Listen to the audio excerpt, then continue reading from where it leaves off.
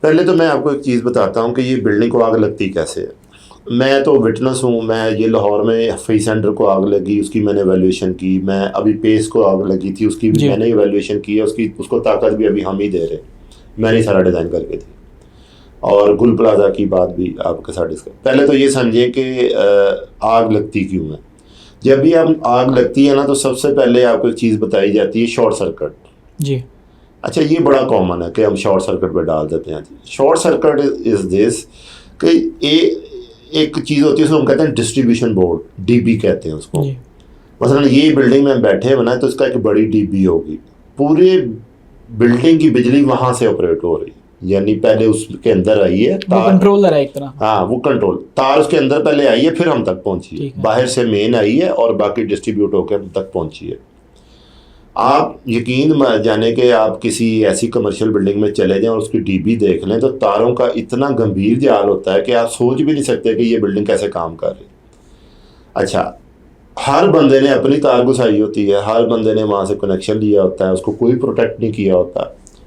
اچھا, وہ جب تاریں ایک دوسرے کے ساتھ ٹکراتی ہیں, ننگی تاریں, تو وہاں پہ اسپارک پیدا ہوتا ہے اور وہ آگ کی شکل اختیار کرتا ہے. جو تار ہوتی ہے نا, اس کے گرد ایک انسولیشن ہوتی ہے پلاسٹک کی, آپ نے دیکھی ہوگی, وہ کمبسٹیبل ہوتی ہے, وہ آگ بڑی جلدی پکڑتی ہے. وہ اس لیے رکھی ہوتی ہے کہ فوری بجھائی جائے آگ, یہ نہیں ہوتی کہ آگ کو پھیلنے دیا جائے. تو وہ اس لیے بھی ڈالی ہوتی ہے کہ کرنٹ نہ لگے. ہمیں تار کو چھو لیں تو صرف ننگی کو چھوئیں تو کرنٹ, اس سے کرنٹ نہ لگے. اچھا, وہ ڈی بی سے تاریں پوری بلڈنگ میں گئی ہوتی. اچھا, وہ جب وہاں سے آگ شروع ہوتی ہے تو وہ جہاں جہاں تار جا رہی ہوتی ہے نا, وہ اس کے ساتھ ٹریول کر رہی ہوتی ہے. رستے میں اس کو مٹیریل مل جاتا ہے. مثلا ایک دکان اور کپڑے کی دکان ہے, ایک دکان کھلونوں کی دکان ہے, پلاسٹک پڑا ہوا ہے وہاں پہ, اب وہ اس کو پکڑ لے گی. فرنیچر پڑا ہوتا ہے, فرنیچر پڑا ہوا ہے. اچھا, ایک دکان کو لگی, اب ظاہری بات ہے ایک کمرشل پلازا, اس میں ساری چیزیں آئٹم جو ہیں وہ جلنے والی پڑی ہوئی ہیں. ایسے ہی پلاسٹک کے برتن ہیں, آپ کے شو پیس ہیں, آپ کی کپڑے کی دکان ہے, کوئی بھی ہے. اچھا, اب وہ جب دکانوں کو پکڑتی ہے تو پھر ایک دکان سے دوسری, دوسری سے تیسری, اور وہ آگ بھڑک جاتی ہے. اچھا, کچھ ہم نے بلڈنگ کے ڈیزائن کے دوران ایمرجنسی ایگزٹ رکھے ہوتے ہیں. جیسے گل پلازا کی کل رپورٹ آئی ہے کہ اس کے ایمرجنسی ایگزٹ ہی بند تھے. اچھا, ہاں, وہاں پہ کوئی کھولنے کا انتظام ہی نہیں تھا. بلڈنگ کو آگ لگی, لوگ اندر جل کے مر گئے. ٹھیک ہے, تو اس کا کیا مطلب ہے کہ یہ سب کچھ پلانڈ تھا؟ نہیں, پلان نہیں ہوتا. دیکھیں, پلانڈ پاکستان میں تو پلانڈ چیزیں آگ بھی لگائی جاتی ہے. بعض بلڈنگ کے بارے میں کہا جاتا ہے کہ جی خود آگ لگائی گئی تاکہ ریکارڈ خراب ہو جائے یا جل جائے. یہ تقریباً ہر جو بھی سانیہ ہوا ہے اس کے متعلق یہی کانسپریسی ہے. یہی کانسپریسی, لیکن میں جو بات کہنا چاہ رہا ہوں کہ that is the short circuit is the main culprit. ٹھیک ہے, اگر ایک بندے نے خود بھی لگائی تو شارٹ سرکٹ کو ہی بلیم دے گا. ٹھیک ہے.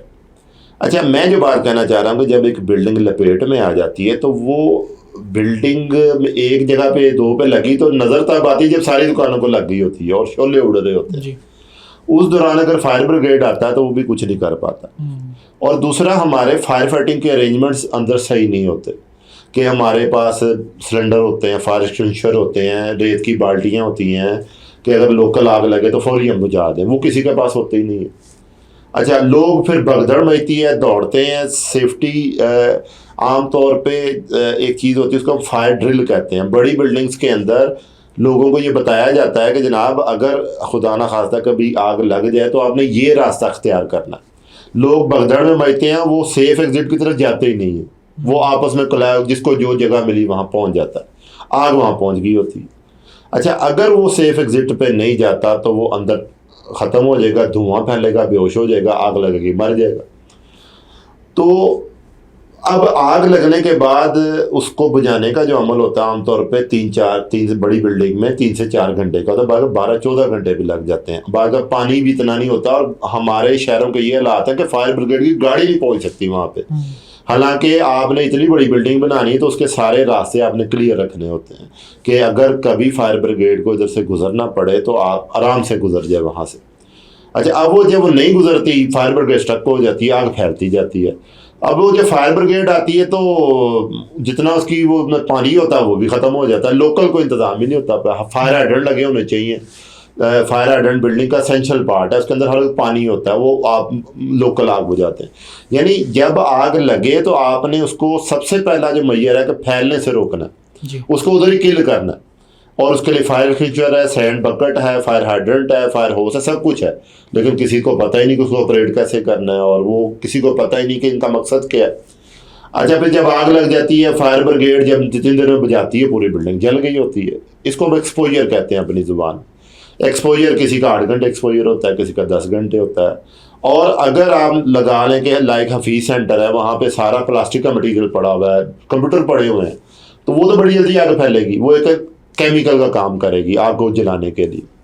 تو یہ سارا جو سلسلہ ہوتا ہے نا, سازش کا عنصر بھی بیچ میں ہے. لیکن اگر کسی نے آگ لگانی ہے تو وہ سیدھا آپ کے ڈی بی کے ساتھ چھیڑ چھاڑ کرے گا تو آگ خود ہی لگ جائے گی. یعنی اتنا وہ گنجل پڑا ہوتا ہے, اتنا ان سیف ہوتی ہیں تاریں کہ آپ جناب وہاں سے آگ ٹریول کرنے میں بہت تھوڑا ٹائم لگتا ہے اور ایکسپوجر بڑھ جاتا ہے.